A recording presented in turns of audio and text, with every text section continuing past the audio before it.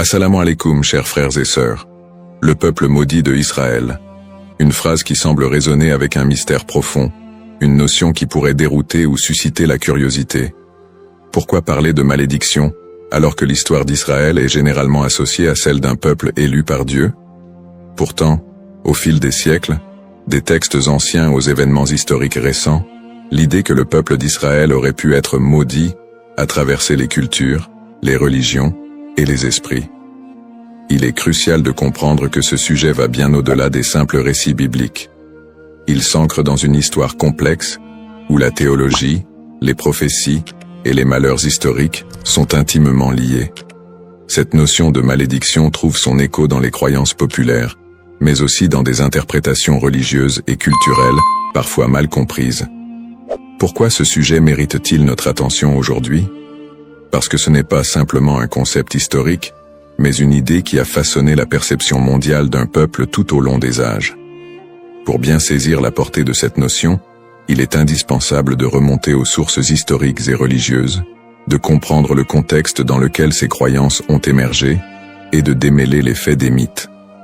Le terme de peuple maudit a souvent été utilisé dans divers contextes pour parler du peuple d'Israël, mais que signifie-t-il réellement? Dans la Bible, en particulier dans l'Ancien Testament, les relations entre le peuple hébreu et Dieu sont parfois marquées par des promesses de bénédiction, mais aussi des avertissements de malédiction en cas de désobéissance. Dans le livre du Deutéronome, par exemple, Dieu promet des bénédictions à Israël s'ils obéissent à ses commandements, mais il y a également des malédictions redoutables s'ils s'en écartent. Parmi ces malédictions, on trouve des prophéties qui parlent d'exil, de souffrance et de dispersion à travers le monde. Ces passages ont alimenté des siècles d'interprétations théologiques, renforçant l'idée que certaines périodes de souffrance du peuple juif pourraient être vues comme des châtiments divins. Au-delà de la Bible, l'histoire du peuple d'Israël, marquée par les conquêtes, les destructions, l'exil et les persécutions, a renforcé cette image d'un peuple qui porte un poids historique lourd. Depuis la destruction du premier et du second temple de Jérusalem, en passant par les diasporas forcées, jusqu'aux tragédies plus récentes comme la Shoah, beaucoup ont vu dans ces événements des échos de ces anciennes malédictions bibliques. Mais ces interprétations ne sont pas uniquement religieuses. Elles se sont parfois transformées en idéologie politique et sociale. La perception négative et les stéréotypes autour du peuple juif au cours de l'histoire ont souvent renforcé cette idée de malédiction, parfois utilisée pour justifier des discriminations et des persécutions. La notion de peuple maudit a ainsi été instrumentalisée à travers les siècles. Avant de commencer cette vidéo, n'oubliez pas de liker cette vidéo, car cela nous donne beaucoup de force pour continuer à partager du contenu bénéfique. Et je vous invite à vous abonner à notre chaîne et d'activer la cloche de notification pour rester informé de nos prochaines publications sur la foi islamique. Merci et bonne vidéo. L'objectif de cette vidéo est d'analyser et de comprendre cette idée complexe et souvent mal interprétée de peuple maudit. Quelles en sont les racines historiques, religieuses et sociales? Comment a-t-elle évolué au fil du temps, et pourquoi est-elle encore parfois utilisée pour expliquer des événements tragiques dans l'histoire du peuple juif? Alors, restez avec moi jusqu'à la fin pour découvrir cela. Si vous avez des questions ou des commentaires en cours de route, n'hésitez pas à les laisser en bas. J'apprécie beaucoup vos retours. Allons-y. Au cours de cette vidéo, nous allons explorer les textes religieux qui évoquent cette malédiction, en particulier la Bible et d'autres écrits anciens. Revisiter les grandes étapes de l'histoire d'Israël, de l'époque biblique jusqu'à nos jours, pour comprendre comment ces événements ont pu renforcer cette idée dans les esprits. Discuter des interprétations théologiques de ces malédictions, et comment elles ont été perçues par différentes religions et cultures à travers le monde. Démystifier cette notion en explorant les aspects symboliques et les récupérations idéologiques qui ont façonné cette image négative. Cette exploration vous permettra de comprendre les tenants et aboutissants de cette idée profondément enracinée dans l'histoire de l'humanité. Il est important de ne pas se laisser emporter par des idées simplistes, mais de creuser la profondeur de ce concept pour en dégager des vérités historiques et spirituelles. Origine d'Israël. L'histoire du peuple israélite débute avec les récits bibliques de la Genèse, où Dieu promet à Abraham, un patriarche hébreu, qu'il deviendra le père d'une grande nation. Cette promesse divine est le point de départ de la formation du peuple d'Israël. Selon la tradition, Abraham, Isaac, son fils, et Jacob, son petit-fils, sont les ancêtres directs de ce peuple, souvent appelés les patriarches. Jacob, après avoir lutté avec un ange, reçoit de Dieu un nouveau nom, Israël, et ses descendants sont appelés les Israélites. Le livre de l'Exode raconte l'histoire de la libération du peuple hébreu de l'esclavage en Égypte sous la direction de Moïse. C'est un moment fondamental dans l'histoire d'Israël, où Dieu scelle une alliance avec les Israélites au mont Sinaï. Dieu y remet les 10 commandements à Moïse, posant ainsi les bases des lois morales et religieuses qui guideront le peuple élu. Cette alliance est une promesse de protection divine en échange de l'obéissance aux lois de Dieu. À partir de là, Israël se constitue progressivement en nation, après la conquête de la terre promise sous Josué. Cette période est marquée par des hauts et des bas, alors que les Israélites tentent de rester fidèles à leur alliance avec Dieu. Toutefois, au fil des siècles, leur histoire est ponctuée d'infidélités religieuses, de guerres et de conquêtes par d'autres puissances, ce qui engendrera l'accomplissement de certaines prophéties de malédiction. Les prophéties et les malédictions. Dans l'Ancien Testament, en particulier dans le Deutéronome, Dieu fait à Israël des promesses de bénédiction conditionnelles à leur fidélité, mais également des avertissements de malédiction en cas de désobéissance. Le chapitre 28 du Deutéronome est l'un des textes clés qui évoque les conséquences potentielles de l'infidélité. Dieu promet prospérité et paix si le peuple respecte ses commandements, mais des malédictions terribles en cas de rébellion. Les malédictions incluent des catastrophes naturelles, des défaites militaires, des maladies, et finalement, l'exil et la dispersion parmi les nations étrangères. Parmi les prophètes qui ont développé cette idée de malédiction, Ézéchiel et Jérémie sont 2 figures centrales. Ézéchiel, actif pendant l'exil babylonien, insiste sur le lien entre l'exil du peuple et leur transgression. Il prophétise que la destruction de Jérusalem et l'exil sont des punitions divines pour l'injustice sociale, l'idolâtrie et l'infidélité religieuse du peuple. Toutefois, il apporte aussi un message d'espoir. Après le châtiment, un retour et une restauration sont possibles si le peuple se repent. Jérémie, qui vécut également durant la chute de Jérusalem en 586 avant Jésus-Christ, avertit constamment le peuple des malheurs à venir s'il ne se détourne pas de l'idolâtrie et des injustices. Il prophétise la destruction imminente du temple de Jérusalem et l'exil des Judéens en Babylonie. Dans Jérémie 25, il annonce que cette période d'exil durera 70 ans, après quoi Dieu permettra leur retour. Ces prophéties sont souvent vues comme des annonces de malédiction qui pèsent sur Israël en raison de son infidélité à l'alliance. Cependant, elles sont également porteuses d'un espoir de rédemption, promettant que si le peuple retourne à Dieu, il retrouvera sa place privilégiée. Une autre dimension importante des malédictions dans l'Ancien Testament concerne le temple de Jérusalem. La destruction du premier temple par les Babyloniens en 586 avant Jésus-Christ, puis la destruction du second temple par les Romains en 70 après Jésus-Christ, sont vus comme des châtiments pour la désobéissance du peuple. Ces événements ont renforcé l'idée d'un peuple souffrant sous le poids de la malédiction divine. Persécutions historiques.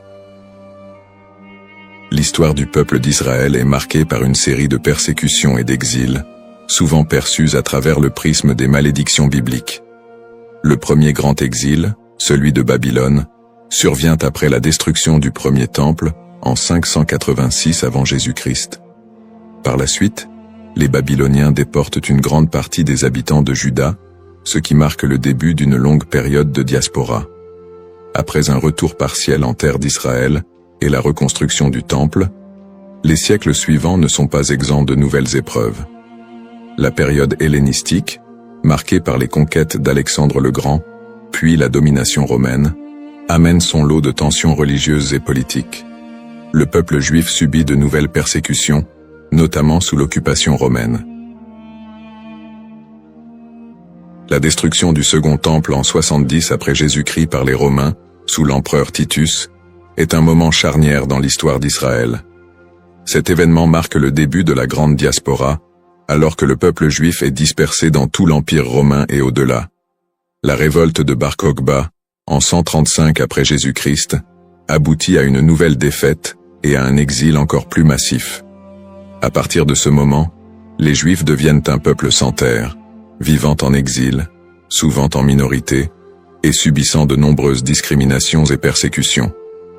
Durant le Moyen-Âge, en Europe et dans le monde islamique, les Juifs font souvent l'objet de suspicions, de discriminations légales, et parfois de pogroms violents.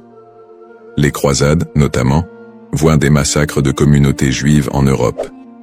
Les expulsions des Juifs d'Espagne, en 1492, et du Portugal en 1497, sont d'autres exemples de persécutions qui renforcent cette idée de malédiction.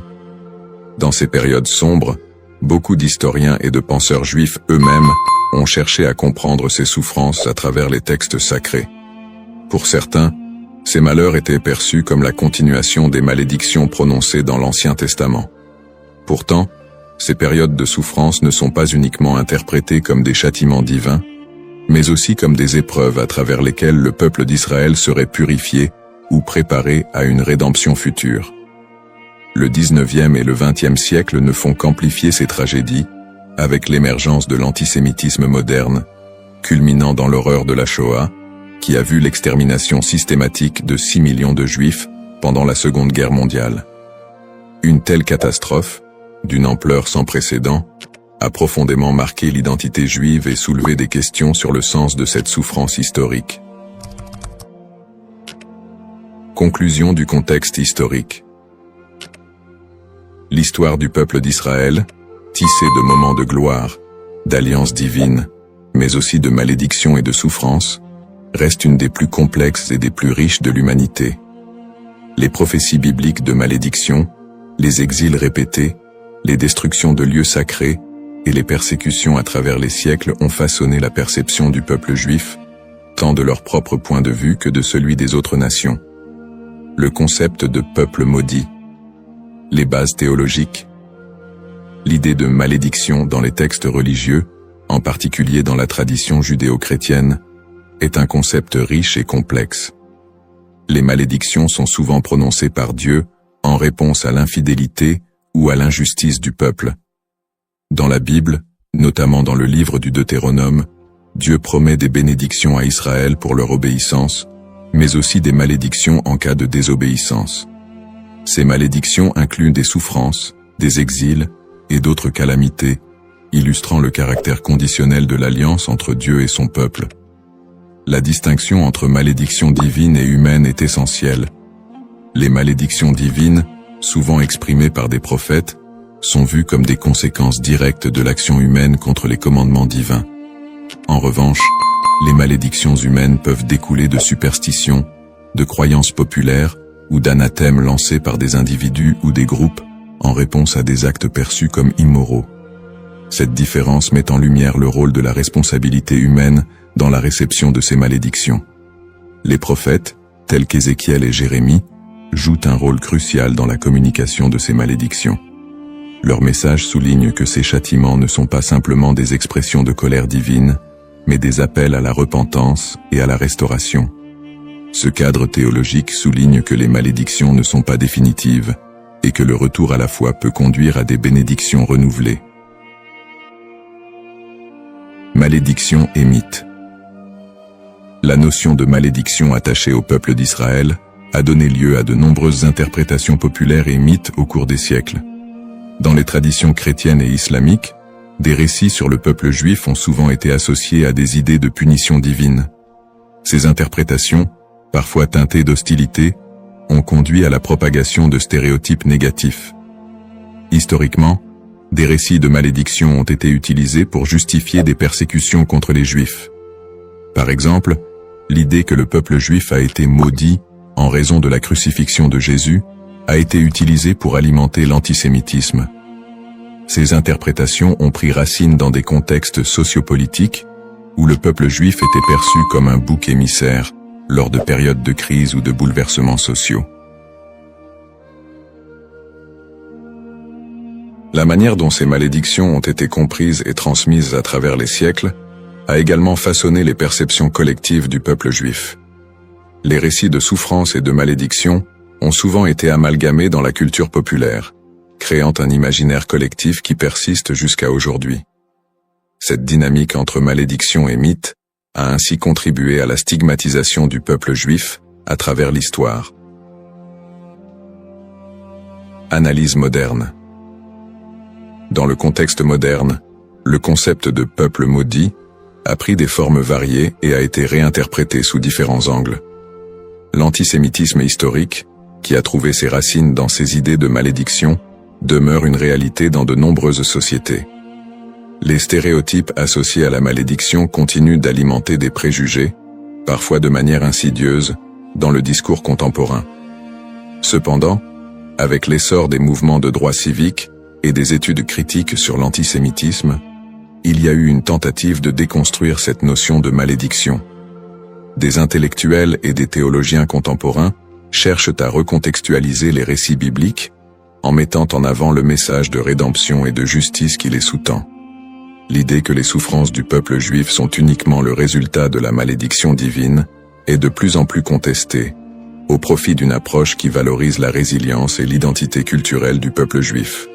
De plus, dans le cadre des dialogues interreligieux, il est crucial de dépasser les interprétations qui associent la souffrance à une malédiction éternelle. Les traditions religieuses sont de plus en plus appelées à collaborer pour combattre les préjugés et promouvoir la compréhension mutuelle. Dans ce contexte, le concept de malédiction est réévalué, non pas comme une fatalité, mais comme une occasion de réflexion sur les injustices sociales et historiques. En somme, le concept de peuple maudit est profondément ancré dans l'histoire religieuse et culturelle. Il invite à une réflexion sur la manière dont les textes sacrés et les croyances ont été interprétés à travers les âges, souvent avec des conséquences tragiques.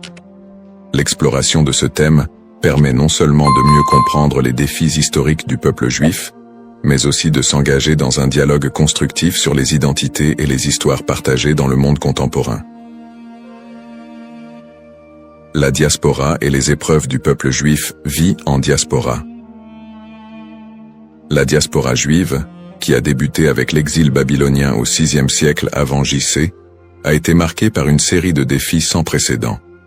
Une fois dispersé à travers le monde, le peuple juif a dû naviguer dans des environnements souvent hostiles. Les communautés juives ont fait face à des persécutions, à des migrations forcées et à la ghettoisation, qui ont toutes contribué à forger leur identité collective. Dans de nombreux pays, les Juifs étaient considérés comme des étrangers, souvent sujets à la méfiance et à la stigmatisation. Dans l'Europe médiévale, par exemple, ils étaient fréquemment accusés de diverses calamités, comme la peste noire, et ont été victimes de violences antisémites. Les Juifs étaient souvent contraints de vivre dans des quartiers séparés, appelés ghettos, où leur liberté était limitée. Cette ghettoisation a servi à isoler les communautés juives, créant un environnement d'exclusion qui a renforcé les stéréotypes négatifs. Les migrations forcées ont également eu un impact considérable sur la vie juive en diaspora. Des expulsions massives, comme celle des Juifs d'Espagne en 1492, ont conduit à une dispersion rapide vers des régions comme l'Empire ottoman, le nord de l'Afrique et plus tard les Amériques. Ces déplacements ont souvent été motivés par des conditions de vie insupportables et des menaces physiques, mais ils ont également permis aux Juifs de préserver et d'adapter leur culture dans de nouveaux contextes. Malgré ces défis, les communautés juives ont réussi à maintenir leurs traditions et à s'adapter aux réalités locales. Elles ont développé des réseaux de solidarité, créant des institutions éducatives et religieuses pour assurer la transmission de leur héritage culturel et spirituel. Cette résilience face à l'adversité est une caractéristique marquante de l'expérience juive en diaspora. Les pogroms et l'Holocauste. Les pogroms, qui ont commencé en Europe à partir du IXe siècle, illustrent la violence persistante à laquelle les Juifs ont été confrontés. Ces émeutes violentes, souvent encouragées par des autorités locales, ont mené à des massacres, à des pillages et à des destructions de synagogues. Un des pogroms les plus connus est celui de Kitchinev en 1903, qui a entraîné la mort de dizaines de Juifs et laissé des centaines d'autres blessés. Le XXe siècle a vu la tragédie de l'Holocauste, un génocide qui a coûté la vie à 6 millions de Juifs pendant la Seconde Guerre mondiale. Les nazis ont systématiquement exterminé les Juifs européens, mettant en place des camps de concentration et d'extermination. Malgré ces persécutions violentes, de nombreuses histoires de survie émergent, mettant en lumière le courage et la détermination du peuple juif. Des groupes de résistance, des réseaux de sauvetage et des actes de bravoure individuels témoignent de la volonté de maintenir l'humanité et la dignité face à l'inhumanité. L'Holocauste a laissé une empreinte indélébile sur la mémoire collective juive. Les survivants ont dû reconstruire leur vie dans un monde souvent indifférent à leurs souffrances. Cette tragédie a également catalysé des mouvements politiques qui ont conduit à la création de l'État d'Israël en 1948, un point tournant dans l'histoire juive moderne. Lutte pour l'identité et la terre promise. Les épreuves subies par le peuple juif en diaspora ont profondément influencé son identité collective. Face à l'adversité, une identité juive résiliente a émergé, mêlant traditions séculaires, pratiques religieuses et un sentiment d'appartenance à une histoire commune. Cette lutte pour la survie a également renforcé un lien indéfectible avec la terre d'Israël, considérée comme la terre promise dans la tradition juive. Ce lien a été ravivé tout au long de l'histoire, notamment lors des mouvements sionistes du XIXe et du XXe siècle, qui ont cherché à établir un foyer national juif en Palestine. Pour de nombreux juifs, la terre d'Israël représente non seulement un lieu géographique, mais également un symbole de liberté, d'identité et d'unité. Les événements tragiques de l'histoire juive, comme l'Holocauste, ont également renforcé l'urgence de cette quête, suscitant un mouvement pour un retour à la terre d'Israël. En somme, l'expérience de la diaspora a été marquée par des défis extrêmes, mais aussi par une résilience remarquable. Les persécutions, les pogroms et l'Holocauste ont non seulement laissé des cicatrices, mais ont également façonné une identité juive forte, ancrée dans une histoire partagée et un attachement profond à la terre d'Israël. Ce processus de formation de l'identité juive, en réponse aux épreuves, continue de jouer un rôle crucial dans la vie des Juifs du monde entier aujourd'hui. Le retour en Israël et l'État moderne, sionisme et création de l'État d'Israël. Le mouvement sioniste, qui a émergé à la fin du XIXe siècle, constitue un tournant majeur dans l'histoire juive moderne. À cette époque, les Juifs d'Europe étaient confrontés à une montée de l'antisémitisme et à des conditions de vie précaires, notamment en Russie et en Europe de l'Est. Ces difficultés ont suscité un besoin pressant d'un foyer national. Theodor Herzl, considéré comme le père du sionisme politique, a articulé cette aspiration dans son livre L'État juif, 1996, où il propose la création d'un État juif en Palestine, comme réponse à l'antisémitisme rampant. Le sionisme a pris plusieurs formes, allant du sionisme politique de Herzl à des visions plus socialistes et culturelles, comme celle de figures comme David Ben-Gourion et Ahad Ha'am. Le premier congrès sioniste a eu lieu à Bâle, en 1897, où les participants ont décidé de promouvoir l'établissement d'un foyer national juif en Palestine par des moyens diplomatiques et légaux. À la suite de la déclaration Balfour de 1917, dans laquelle le gouvernement britannique a exprimé son soutien à l'établissement d'un foyer national juif en Palestine, le mouvement sioniste a gagné en légitimité. Cependant, la réalité sur le terrain était complexe. La Palestine était alors habitée par une majorité arabe qui a vu l'immigration juive comme une menace pour ses droits et ses terres. Cette situation a semé les graines des conflits futurs. Après la Seconde Guerre mondiale et l'Holocauste, qui a décimé la population juive d'Europe, le besoin d'un refuge sécurisé a été accentué. En 1947, l'Assemblée générale des Nations unies a voté pour diviser la Palestine en deux États, un juif et un arabe. Les leaders juifs ont accepté le plan, mais les dirigeants arabes l'ont rejeté. Le 14 mai 1948, David Ben-Gourion a proclamé l'indépendance de l'État d'Israël, ce qui a entraîné la première guerre israélo-arabe. En dépit de l'opposition régionale, Israël a réussi à établir un État et à absorber un grand nombre de réfugiés juifs du monde entier, notamment des survivants de l'Holocauste. Conflit moderne. Depuis sa création, l'État d'Israël a été plongé dans une série de conflits régionaux qui ont souvent été alimentés par des tensions ethniques et religieuses. Les guerres avec les pays arabes voisins, notamment les guerres de 1948, 1967 et 1973, ont défini les frontières et les relations diplomatiques de l'État moderne.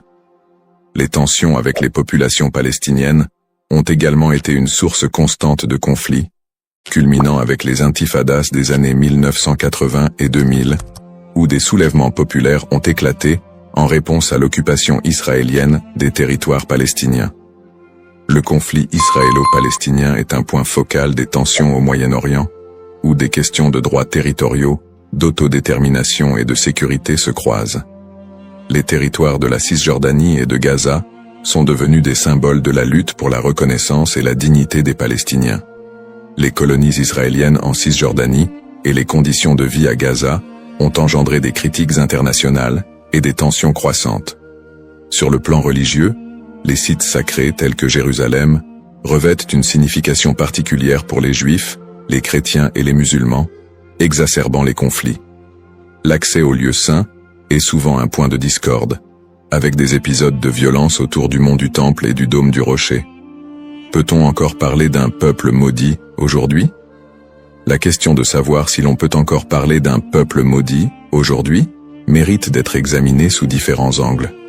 D'une part, le peuple juif a par moments été perçu comme victime d'une malédiction, surtout dans le contexte des souffrances historiques, des persécutions et de l'Holocauste. Cette perception s'est parfois traduite par des stéréotypes négatifs et un antisémitisme durable qui persistent encore dans certaines sociétés contemporaines. D'autre part, l'idée de peuple maudit ne rend pas pleinement compte de la résilience, de l'innovation et des contributions culturelles des Juifs à la société mondiale. Après des siècles de persécution, les Juifs ont réussi à établir un État souverain, à revitaliser leur culture et à jouer un rôle significatif dans divers domaines tels que la science, l'art et la politique. Cette renaissance culturelle et nationale contredit l'idée d'une malédiction éternelle. Aujourd'hui, beaucoup de Juifs se définissent non pas par leurs souffrances passées, mais par leur identité culturelle et leur engagement envers des valeurs de justice, de paix et de coexistence.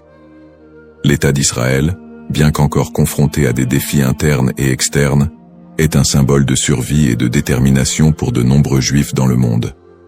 Ainsi, plutôt que de voir le peuple juif à travers le prisme d'une malédiction, il est plus approprié de reconnaître la complexité de son histoire, marquée par des luttes et des triomphes, et d'appréhender la diaspora juive comme une histoire d'espoir, de résilience et de quête d'identité. Dans cette exploration du thème du peuple maudit d'Israël, nous avons retracé l'histoire complexe des Juifs, de leurs origines dans l'Antiquité à leur établissement moderne en tant qu'État souverain. Nous avons examiné le contexte historique et religieux, en soulignant les épreuves de la diaspora, les persécutions et les tragédies comme les pogroms et l'Holocauste. En analysant le concept de malédiction, nous avons également vu comment il a été utilisé pour justifier des stéréotypes et des violences à l'encontre des Juifs au fil des siècles. Nous avons ensuite discuté du mouvement sioniste qui a mené à la création de l'État d'Israël en 1948, ainsi que des conflits régionaux qui en ont découlé, notamment avec les populations palestiniennes. Ces tensions, alimentées par des enjeux historiques, ethniques et religieux, continuent de façonner la réalité actuelle du pays. En réfléchissant à l'évolution du terme « maudit », il est crucial de reconnaître qu'il a souvent été employé de manière péjorative pour désigner le peuple juif et justifier des injustices. Cependant, au fil du temps, cette notion a été déconstruite. De nos jours, parler de peuple maudit ne rend plus compte de la diversité et de la résilience des communautés juives. Au contraire, il est essentiel de voir le peuple juif comme porteur d'une riche culture, d'une identité dynamique et d'une volonté indéfectible de vivre et de prospérer, malgré les défis historiques. Pour conclure, j'invite chacun d'entre vous à approfondir ce sujet fascinant et complexe. Prenez le temps d'explorer les multiples facettes de l'histoire juive, d'écouter des voix variées et de réévaluer vos propres perceptions sur le peuple juif et son héritage. En favorisant la compréhension et l'empathie, nous pouvons tous contribuer à un dialogue constructif qui transcende les stéréotypes et promeut la paix et la coexistence. Le parcours historique du peuple juif est une leçon pour tous sur la résilience, l'identité et la quête de justice. Assalamu alaikum wa rahmatullahi wa barakatuh, chers frères et sœurs. Bienvenue sur notre chaîne, Parole d'Allah. Aujourd'hui, nous plongeons dans l'un des moments les plus spirituels de l'année, le mois de Ramadan. Ce mois béni, où les portes du paradis s'ouvrent et celles de l'enfer se ferment, est un moment de purification de l'âme et de rapprochement avec notre Créateur. Le Ramadan est une période durant laquelle notre lien avec Allah se renforce par la prière, le jeûne et surtout l'invocation, doua. Chaque prière et chaque doua prononcée en ce mois possède une force et une bénédiction particulière. Dans cette vidéo, nous allons explorer un doua spécifique, puissant et significatif que vous pouvez réciter pendant ce mois sacré. Nous verrons comment cette invocation peut transformer nos vies et nous rapprocher davantage de la miséricorde d'Allah. Avant de commencer cette vidéo, n'oubliez pas de liker cette vidéo, car cela nous donne beaucoup de force pour continuer à partager du contenu bénéfique. Et je vous invite à vous abonner à notre chaîne et d'activer la cloche de notification pour rester informé de nos prochaines publications sur la foi islamique. Partagez-la avec vos proches et laissez un commentaire pour me dire ce que vous en pensez. Merci et bonne vidéo. L'importance du doua dans le mois de Ramadan. Le mois de Ramadan est une période inégalée dans l'année où Allah accorde une miséricorde et une bénédiction infinie à ceux qui s'y consacrent pleinement. Parmi les plus grandes bénédictions de ce mois figure l'importance du doua. En effet, le prophète Muhammad, paix et bénédiction sur lui, a dit « Il y a 3 personnes dont l'invocation n'est jamais rejetée. Celui qui jeûne jusqu'à ce qu'il rompe son jeûne, le juste dirigeant, et celui qui fait doua pour son frère en son absence. » Tirmidhi. Ce hadith montre clairement que pendant le Ramadan, les invocations sont particulièrement efficaces et puissantes. Le mois de Ramadan est un moment unique où les portes du ciel sont largement ouvertes et où Allah écoute plus attentivement les prières de ses serviteurs. C'est un mois de pardon et de miséricorde, une occasion en or pour demander à Allah ce que l'on désire, que ce soit la purification de l'âme, la guérison ou la bénédiction dans nos vies.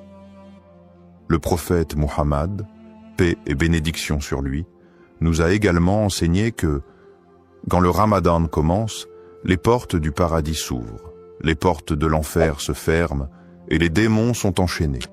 Sahih al-Bukhari. Cela témoigne de l'atmosphère spirituelle particulièrement propice pour faire des douas pendant ce mois.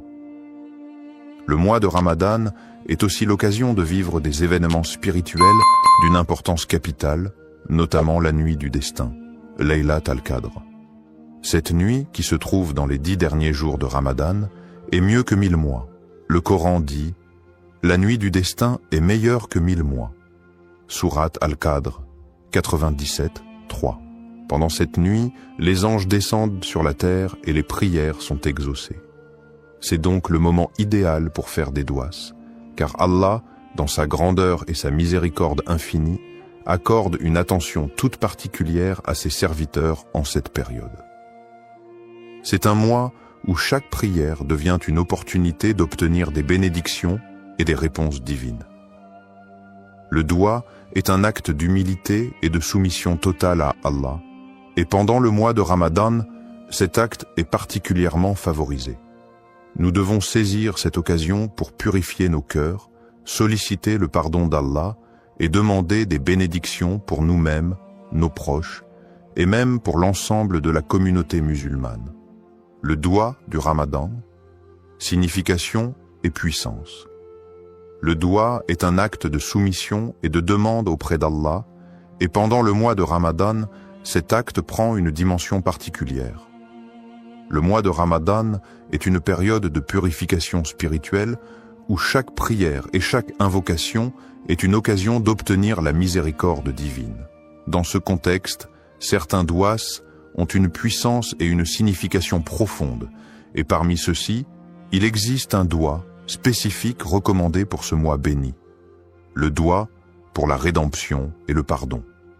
Le doua pour la rédemption et le pardon. Un des douas les plus recommandés pendant le mois de Ramadan est le doua pour demander le pardon et la miséricorde d'Allah. Il s'agit de l'invocation suivante, souvent récitée durant ce mois sacré.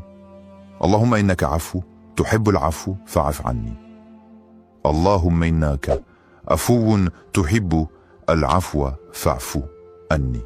Oh Allah, tu es pardonnant, tu aimes le pardon, alors pardonne-moi. Hadith rapporté par Al-Tirmidhi. Ce doua est une invocation très puissante et profonde. Elle est recommandée de manière spéciale durant les dernières nuits de Ramadan, notamment durant la nuit du destin, Laylat al-Qadr, lorsque les bénédictions et les bénédictions divines sont multipliées. Le doua exprime l'humilité et le besoin absolu de la miséricorde d'Allah. Signification des mots et impact spirituel. Chaque mot de ce doua est riche en signification et en implications spirituelles.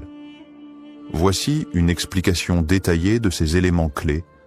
Allahumma innaka. Ce mot commence l'invocation par le nom d'Allah, une manière de se rappeler qu'Allah est celui vers qui toute demande doit être adressée. Ce début marque le recueillement, le respect et l'humilité devant Allah. Afuwun. Cela fait référence à la qualité divine d'Allah qui est pardonnant.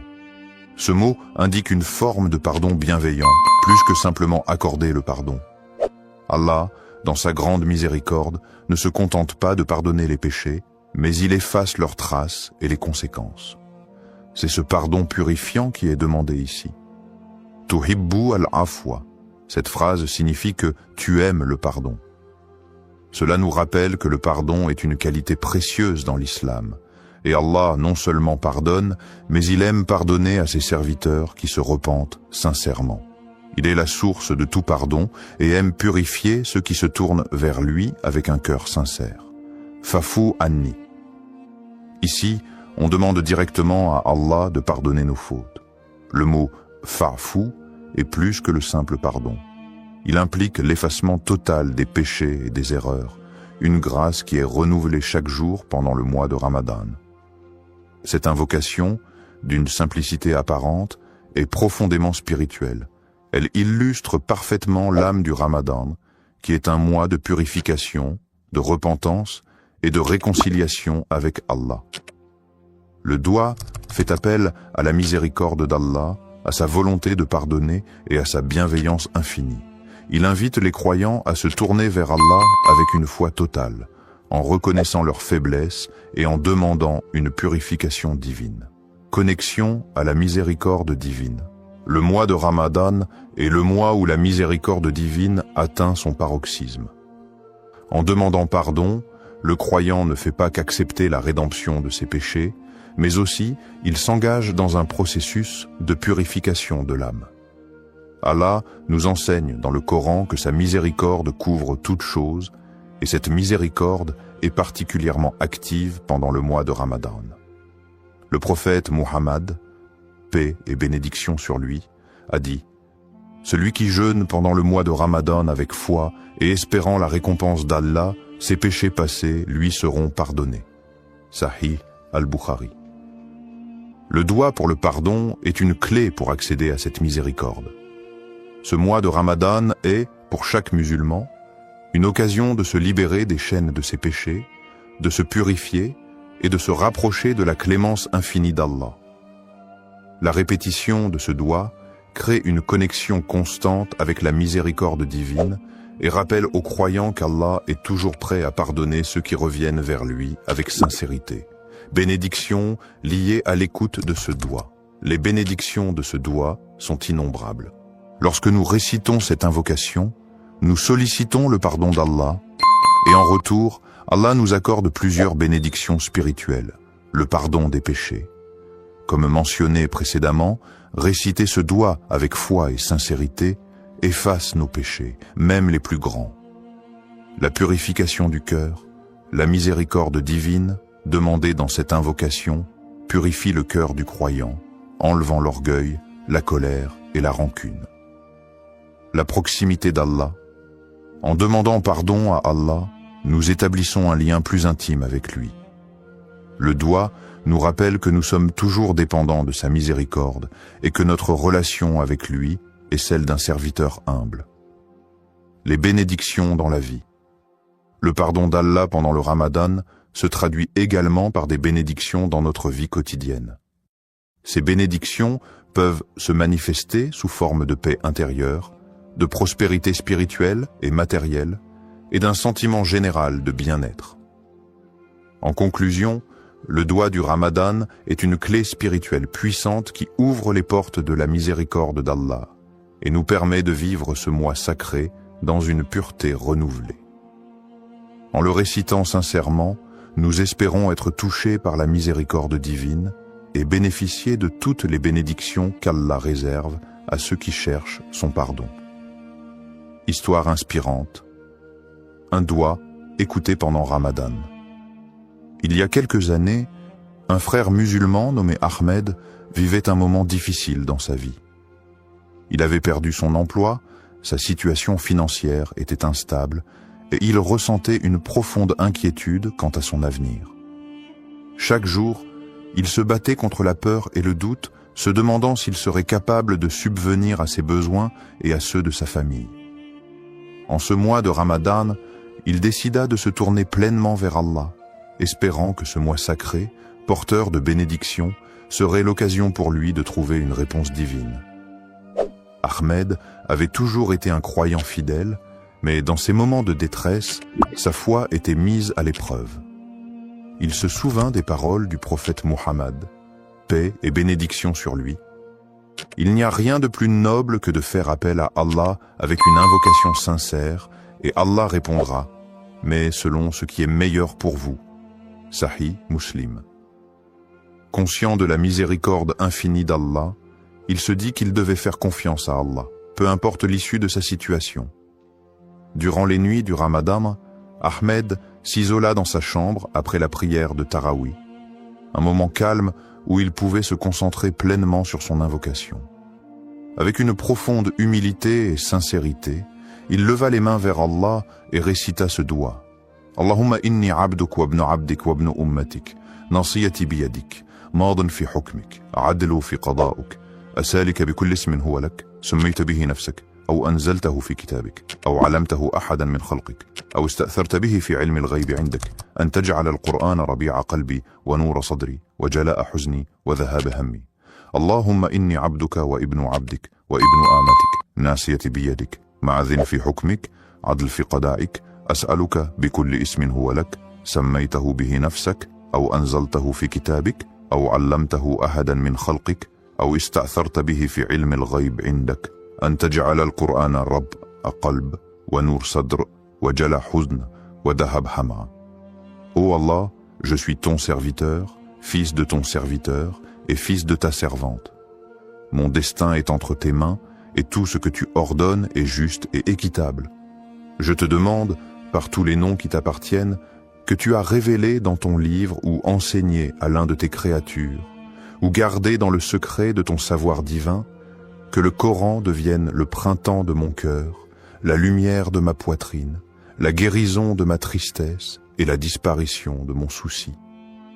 Cette invocation, exprimant une demande de guérison spirituelle, de paix intérieure et de bénédiction dans la vie d'Ahmed, marqua un tournant dans son Ramadan.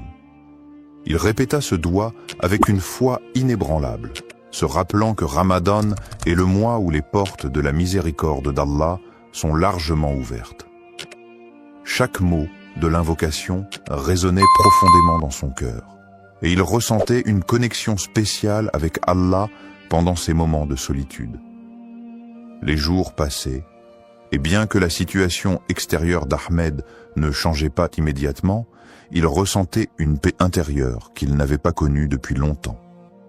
Il continuait à faire des douas, mais ce sentiment de tranquillité le guidait dans ses prières et ses supplications. Un soir, après une prière de Taraweeh particulièrement émotive, il reçut un appel inattendu. C'était un ancien collègue qui lui proposait une opportunité de travail, une offre bien plus avantageuse que celle qu'il avait perdue. Non seulement cette offre répondait à ses besoins matériels, mais elle offrait également une chance de croître et de se rapprocher de ses valeurs spirituelles. Cela lui rappela instantanément le hadith du prophète Muhammad, paix et bénédiction sur lui.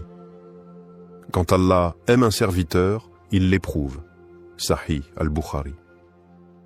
Il se rendit compte que cet emploi n'était pas simplement une solution à ses soucis, mais aussi une forme de réponse divine à ses supplications.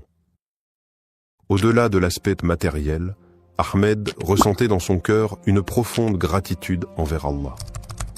Il se rappela que, bien que sa demande n'ait pas été exaucée immédiatement dans la forme qu'il avait anticipée, la réponse de Dieu était parfaite.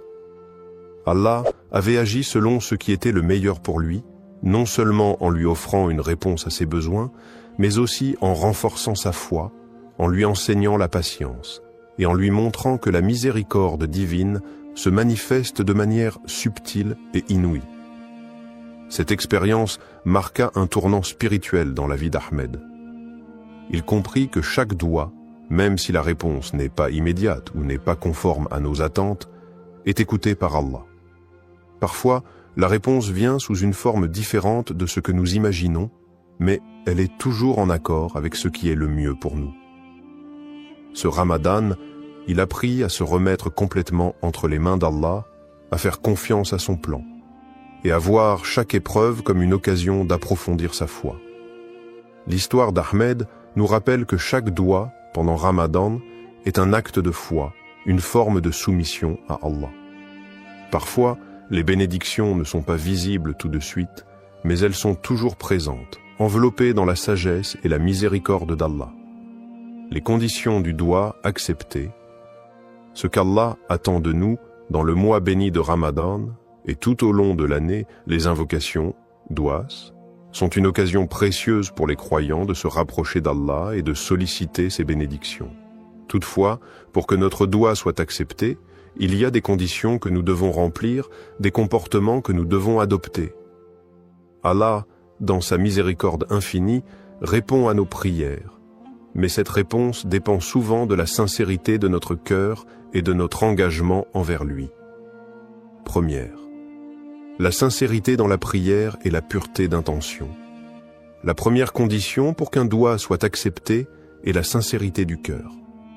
Lorsque nous élevons nos mains en supplication, nous devons nous assurer que notre demande vient d'un cœur pur, exempt de toute hypocrisie. Le prophète Muhammad, paix et bénédiction sur lui, a dit « Lorsque vous invoquez Allah, invoquez-le avec un cœur pur. » Sunan at-Tirmidhi. Il est crucial que notre intention soit claire et que nous ne cherchions pas à obtenir des bénéfices mondains par nos prières, mais bien à chercher le plaisir d'Allah. Cette sincérité dans la prière renforce notre relation avec Allah, car c'est un acte d'adoration qui doit être fait uniquement pour lui. 2. Le rôle du tawakkul, la confiance en Allah, et la persévérance dans les invocations. Une autre condition essentielle pour que nos douas soient acceptés est le tawakkul, c'est-à-dire la confiance totale en Allah après avoir fait tous les efforts nécessaires. Il est important de se rappeler que, même si nous faisons des supplications, cela ne signifie pas que la réponse viendra instantanément ou selon nos attentes. Le tawakkul nous enseigne que nous devons faire confiance à la sagesse divine d'Allah, sachant qu'il sait ce qui est le mieux pour nous, même lorsque nous ne comprenons pas immédiatement le sens de sa réponse. Le prophète, paix et bénédiction sur lui, a aussi dit « Ne vous lassez pas d'invoquer Allah, car parfois la réponse arrive plus tard qu'on ne le désire, et Allah connaît le meilleur moment pour exaucer votre prière. » Sahih al-Bukhari. La persévérance dans les invocations est donc essentielle. Ne pas perdre espoir dans les moments de difficulté est une marque de foi profonde. Troisième, l'humilité, l'adoration et la patience dans la réponse de Dieu. L'humilité est également un élément crucial pour l'acceptation de notre dua. En élevant nos mains vers Allah, nous devons nous rappeler que nous sommes de simples serviteurs devant le Créateur, pleins de faiblesses et de manques. C'est avec humilité que nous demandons à Allah de répondre à nos besoins. L'adoration sincère d'Allah et le fait de se soumettre pleinement à sa volonté sont des moyens pour que nos invocations soient exaucées. De plus, il faut être patient face à la réponse d'Allah, qu'elle soit immédiate ou non. Parfois, la réponse divine peut ne pas arriver dans la forme que nous attendions, ou elle peut être retardée pour des raisons que nous ne comprenons pas. Le prophète Muhammad, paix et bénédiction sur lui, nous enseigne que la patience dans l'attente de la réponse d'Allah fait partie intégrante du processus. Allah nous dit dans le Coran, « Et ton Seigneur dit, invoquez-moi, je vous répondrai. » Sourate Ghafir 40-60. Mais cette réponse peut arriver de manière différente, sous forme de bénédiction, de protection ou de tests qui renforcent notre foi. En conclusion, pour qu'un doua soit accepté, nous devons répondre à ces conditions essentielles, la sincérité de l'intention, la confiance totale en Allah, tawakkul, la persévérance dans les invocations, l'humilité dans notre supplication et la patience face à la réponse de Dieu. En agissant selon ces principes, nous cultivons une relation spirituelle profonde avec notre Créateur, et nos doigts sont davantage susceptibles d'être exaucés. Mais au-delà de l'exaucement immédiat, nous devons toujours garder à l'esprit que chaque réponse d'Allah est parfaite, et qu'elle vient dans le meilleur des moments et selon sa sagesse infinie. Le doua comme moyen de purification spirituelle. Le mois de Ramadan n'est pas seulement une période de jeûne et d'abstinence, mais également un moment sacré de purification spirituelle. C'est une occasion unique pour les croyants de se rapprocher d'Allah, de purifier leur âme et de renforcer leur foi. Parmi les moyens les plus puissants pour accomplir cette purification, il y a le doua ou l'invocation. Le doua pendant Ramadan ne sert pas seulement à demander de l'aide ou des bénédictions, mais il joue un rôle essentiel dans le processus de purification du cœur et de l'âme. Premier, le doua comme outil de purification du cœur. Lorsqu'un croyant fait un doua, il se tourne vers Allah avec sincérité et humilité, cherchant sa miséricorde et son pardon. Cet acte d'invocation permet de purifier le cœur en le débarrassant de tout orgueil, de tout mal et de toute négativité. Le prophète Muhammad, paix et bénédiction sur lui, a dit « Il n'y a rien de plus purifiant pour le cœur que de se rappeler d'Allah. » Sahih Muslim.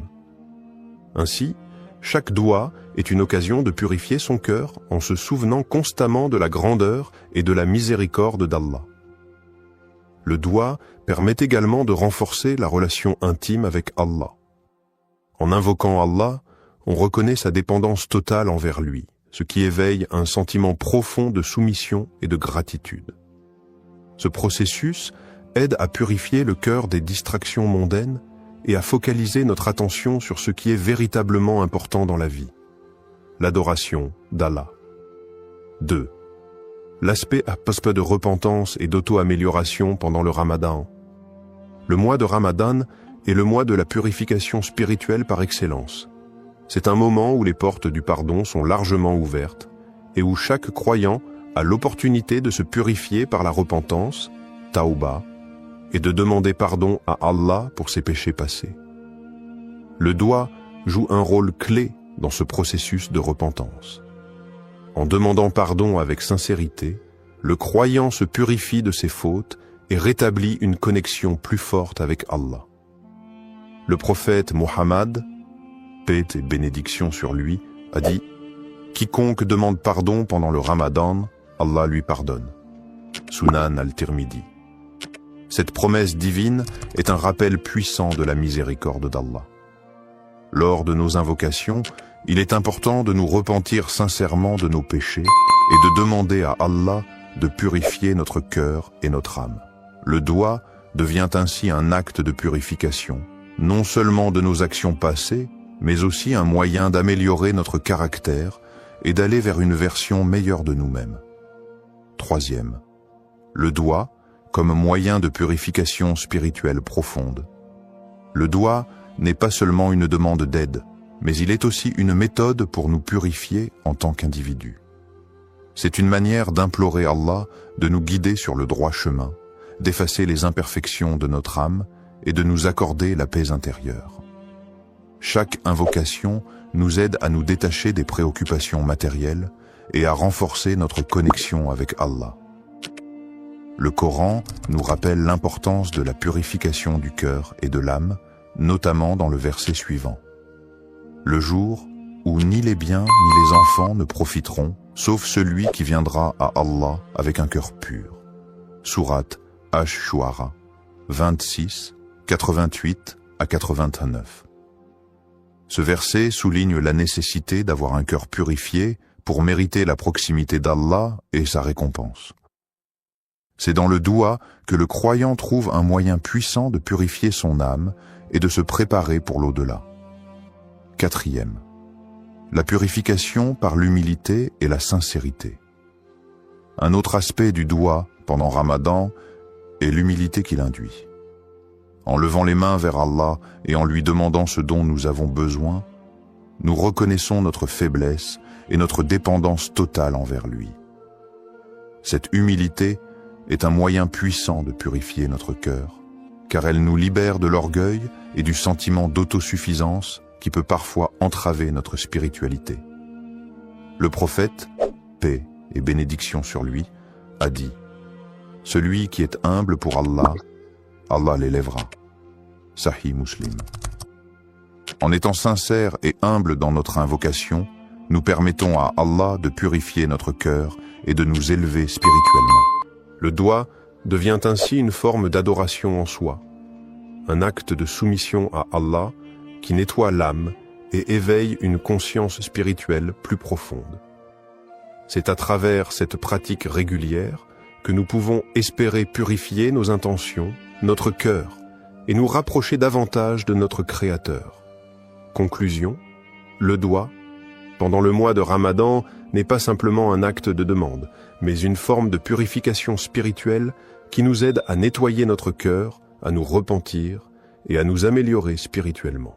En nous tournant vers Allah avec sincérité, humilité et foi, nous pouvons purifier nos âmes des péchés et des distractions du monde.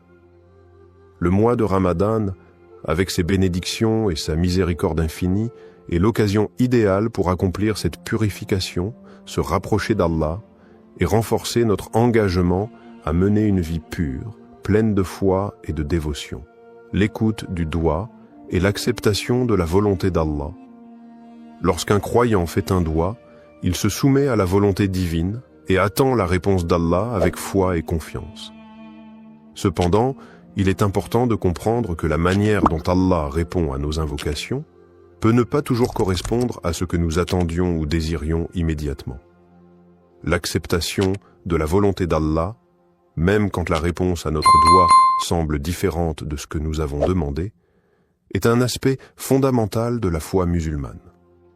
Cela relève de la conviction profonde que tout ce qu'Allah fait est pour notre bien, même si nous ne comprenons pas toujours les raisons de sa réponse.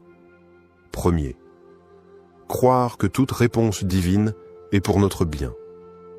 Le prophète Muhammad, paix et bénédiction sur lui, a dit « Il se peut que vous détestiez quelque chose alors qu'Allah a placé un grand bien dans cela. » Sourate Al-Baqarah 216.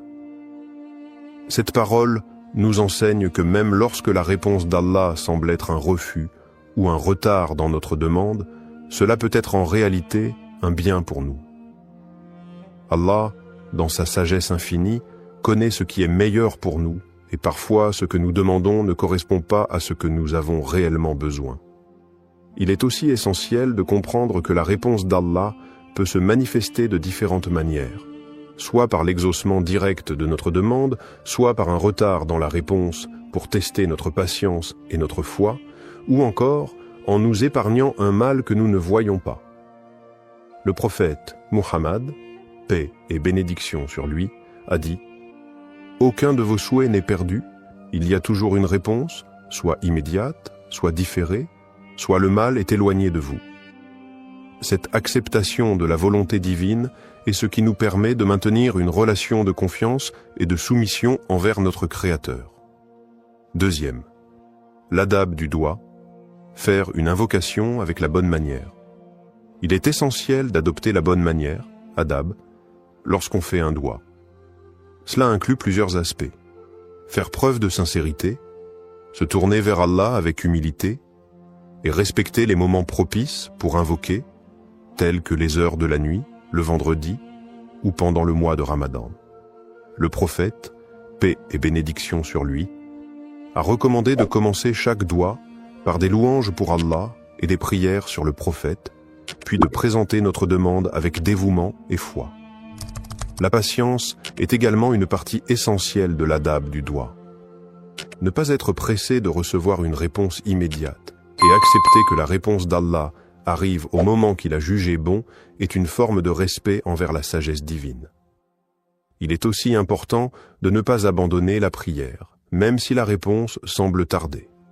Le prophète, paix et bénédiction sur lui, a dit « L'invocation d'un croyant est toujours exaucée, tant qu'il ne se lasse pas et ne dit pas « J'ai prié, mais je n'ai pas eu de réponse ». Sahih Muslim. Troisième, la patience et la gratitude envers Allah. L'un des principes les plus profonds lorsqu'il s'agit d'écouter et d'accepter le doigt, c'est de développer la patience, sabre. Lorsque la réponse d'Allah tarde ou diffère de ce que nous attendions, il est crucial de faire preuve de patience et de ne pas perdre espoir. La patience, en attendant la réponse d'Allah, est une forme d'adoration en soi, et c'est par cette patience que nous prouvons notre foi et notre soumission totale à sa volonté. La gratitude, shukr, envers Allah, que la réponse soit positive ou différente de ce que nous espérions, est également essentielle. Remercier Allah pour toutes les bénédictions, même celles que nous ne comprenons pas immédiatement, nous aide à renforcer notre foi et à accepter la réponse divine avec un cœur apaisé. Le Coran nous rappelle « Et lorsque ton Seigneur t'a proclamé, appelez-moi, je vous répondrai. » Sourate Ghafir 40-60. Même si la réponse semble différer, cette promesse est un gage de l'écoute constante d'Allah, et la patience dans l'attente devient une source de purification spirituelle. Conclusion. Le doigt est un moyen puissant de se rapprocher d'Allah, mais il exige également une profonde acceptation de la volonté divine. Croire que chaque réponse d'Allah, qu'elle soit immédiate ou non, et pour notre bien, est fondamentale dans notre pratique. L'adab du doigt et l'importance de la patience et de la gratitude envers Allah nous aident à renforcer notre relation avec lui et à accepter sa sagesse infinie dans nos vies. Dans tout ce que nous demandons, il est crucial de nous rappeler qu'Allah nous accorde ce que nous désirons ou non, sa sagesse et sa miséricorde sont infiniment plus grandes que nos souhaits et nos attentes. Comment intégrer ce doigt dans ta vie quotidienne pendant Ramadan? Le mois de Ramadan est un moment privilégié pour se rapprocher d'Allah, purifier son âme et renforcer sa foi. L'intégration du doigt dans notre routine quotidienne pendant ce mois sacré peut transformer notre expérience spirituelle. Voici quelques conseils pratiques pour faire de ce doigt une partie intégrante de ta vie de croyant tout au long de Ramadan. Premier, répétez le doigt pendant les prières obligatoires, salat. Les prières quotidiennes, salat, sont l'occasion idéale pour inclure ce doigt dans ton rituel spirituel. Après chaque prière obligatoire, prends un moment pour réciter le doigt en le répétant avec sincérité.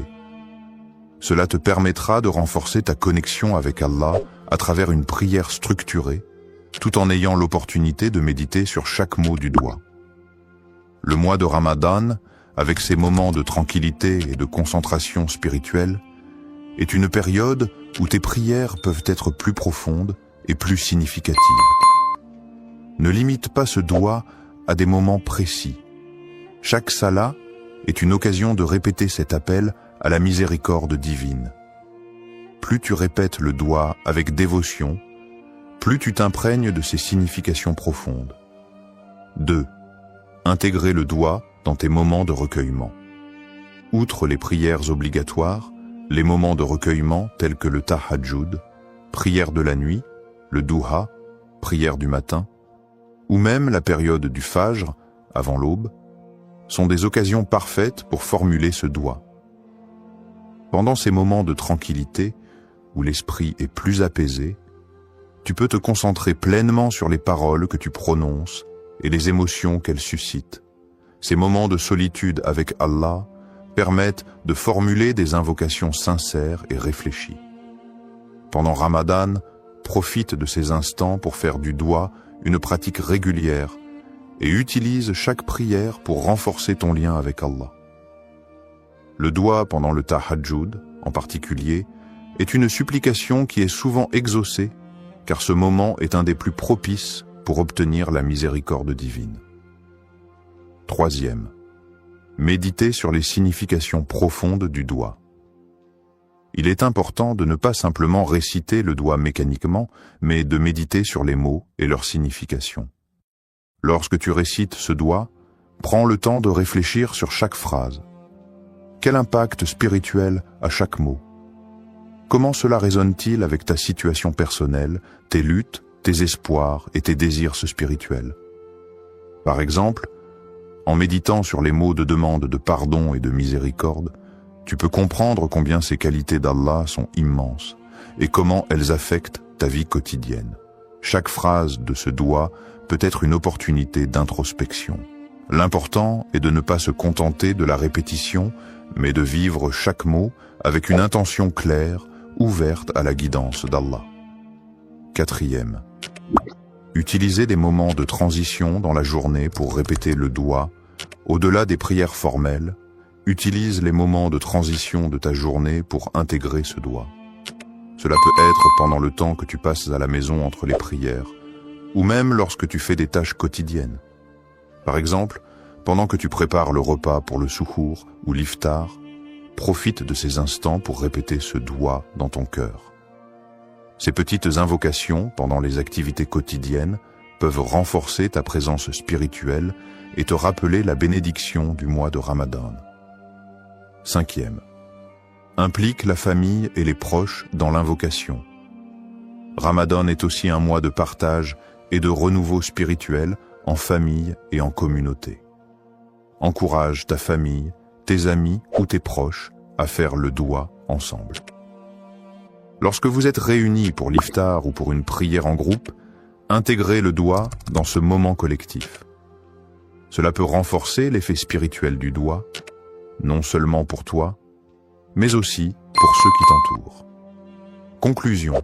Le mois de Ramadan offre une occasion en or pour renforcer notre relation avec Allah, et intégrer ce doigt dans ta routine quotidienne est une manière puissante de vivre pleinement ce mois sacré. Que ce soit pendant les prières formelles, les moments de recueillement personnel, ou même dans les petites actions de la vie quotidienne, chaque instant est une opportunité de se rapprocher d'Allah. En méditant sur les significations du doigt et en l'intégrant à toutes les facettes de ta vie, tu t'ouvres à la miséricorde d'Allah et tu renforces ta foi, faisant de ce mois un moment véritablement transformateur. Conclusion et appel à l'action.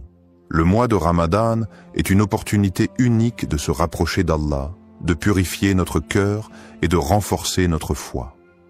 Le doigt que nous avons exploré aujourd'hui est un moyen puissant d'attirer la miséricorde divine et de recevoir les bénédictions qu'Allah nous accorde généreusement pendant ce mois sacré. Je t'encourage à inclure ce doigt dans ta vie quotidienne pendant Ramadan, à le réciter avec sincérité et concentration, et à méditer sur ses significations profondes. Fais de ce doigt une partie intégrante de tes prières et de tes moments de recueillement. Que ce mois sacré soit une occasion de purification et de renouvellement spirituel. Si cette vidéo t'a inspiré, partage-la avec tes proches, ta famille et tes amis. Invite-les à intégrer ce doigt dans leur vie aussi, pour que nous puissions tous bénéficier de la miséricorde infinie d'Allah. N'oublie pas que, même lorsque nous ne voyons pas immédiatement les résultats, Allah est toujours proche de nous et sa réponse est toujours pour notre bien. Pendant ce mois béni, confie-toi à Allah, persévère dans tes invocations et sois assuré que sa miséricorde englobe tout. Que cette période de Ramadan soit remplie de lumière, de paix et de bénédiction pour toi et tes proches.